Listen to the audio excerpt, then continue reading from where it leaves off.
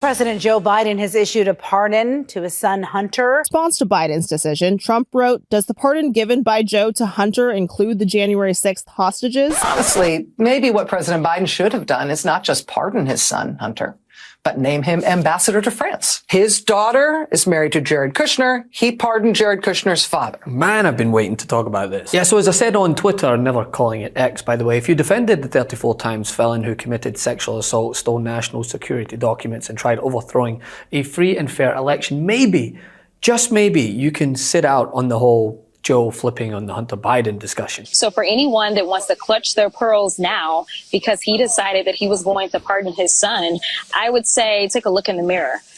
Because we also know that when it comes to this cabinet has more people accused of sexual assault than any incoming cabinet probably ever in the history of America. So we are living in unprecedented times, and we know that this was completely political. As someone who serves on the oversight committee, this was gamesmanship the entire time. You see, as Republicans clutch their pearls over President Joe Biden's pardon of his son Hunter, while sparing that same outrage when Trump pardoned Michael Flynn, the former national security advisor who pleaded guilty to lying to the FBI over contacts with a Russian official. Roger Stone, Trump ally convicted of lying to Congress regarding his attempts to contact WikiLeaks after the website released damaging emails about Trump's 2016 election rival Hillary Clinton. Paul Manafort, former Trump campaign chairman convicted of financial fraud. Charles Kushner, father of Trump's son-in-law, Jared Kushner, convicted of tax evasion and witness tampering, and recently nominated by Trump as the US's ambassador to France, and many more. Well, MSNBC's Rachel Maddow seemingly had enough of the hand-wringing and had this to say on the matter, and it's worth your attention. In response to Biden's decision, Trump wrote, "Does the pardon given by Joe to Hunter include the January 6th hostages?" addressing a promise he campaigned off of. Trump has also promised to go after those he considers political enemies, and has announced plans to fire FBI Director Christopher Wray, replacing him with longtime ally Kash Patel, who has vowed to help the president-elect with his plan for retribution. Honestly, maybe what President Biden should have done is not just pardon his son, Hunter,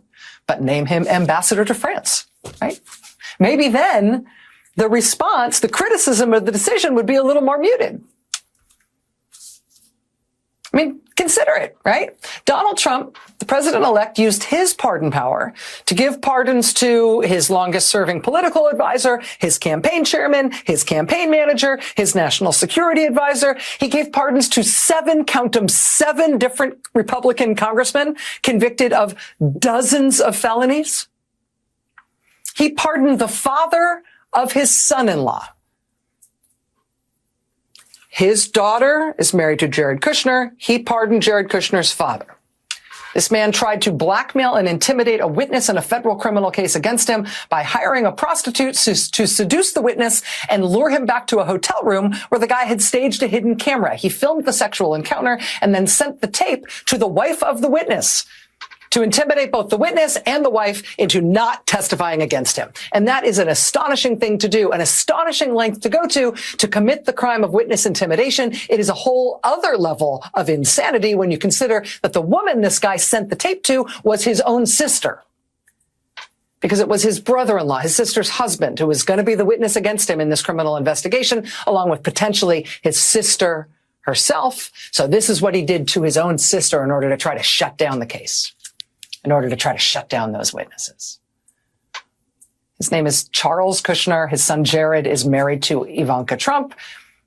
And so he got a pardon. He got a pardon. Charles Kushner served 2 years in federal prison, but then I'm sure just on the merits of the case, he got a full pardon from Donald Trump in Trump's first term. And now this weekend, Trump just named him, that same guy, that ex-con, he just announced that he will name him ambassador to France.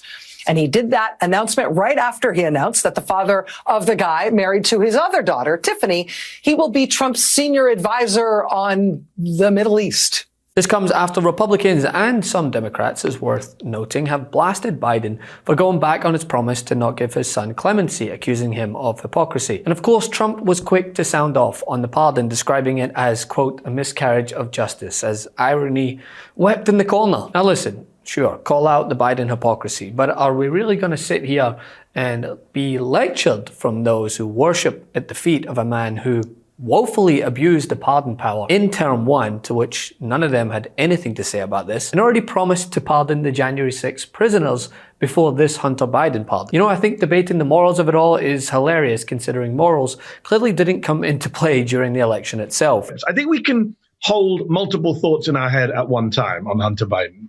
Number one, did Joe Biden lie when he said he wouldn't pardon Hunter Biden? Clearly he did. Is he a hypocrite for saying no one is above the law and then putting his son above the law? Yes.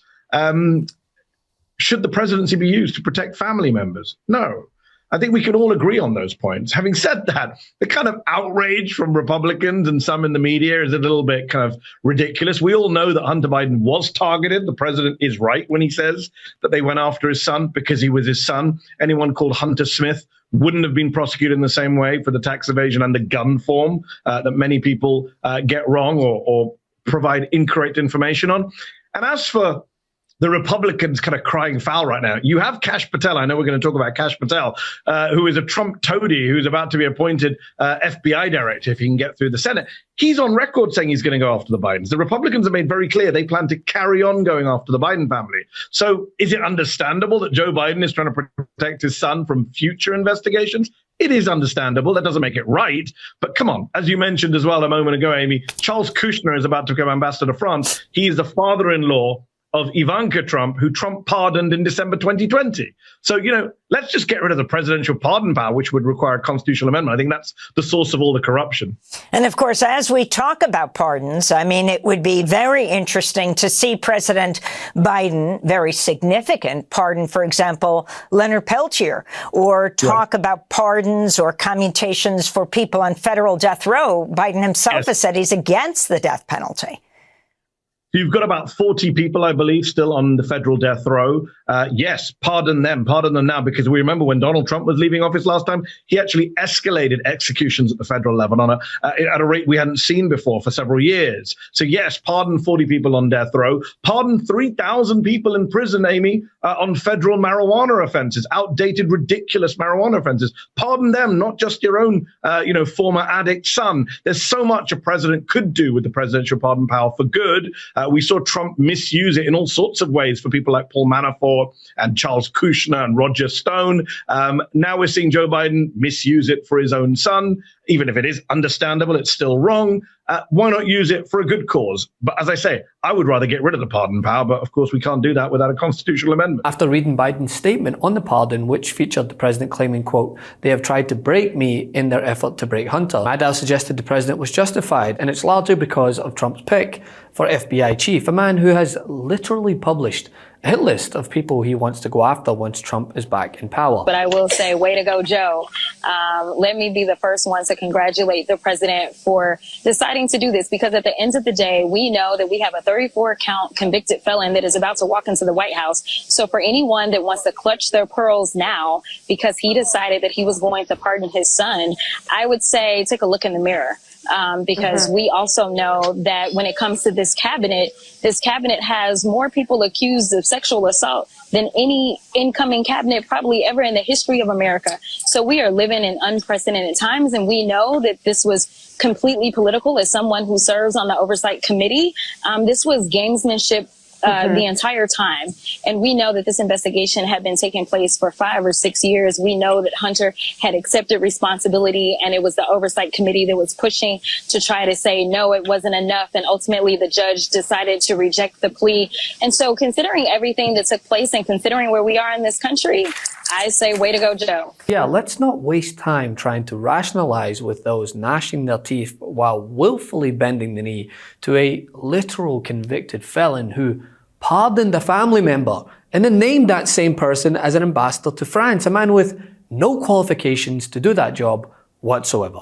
My God. I want to talk about Jared Kushner because, frankly, it comes down that he's the one who fired you, right? That's what Steve Bannon told me, yes. And you believe that? Sure. Right. You believe that because there's history between the two of you.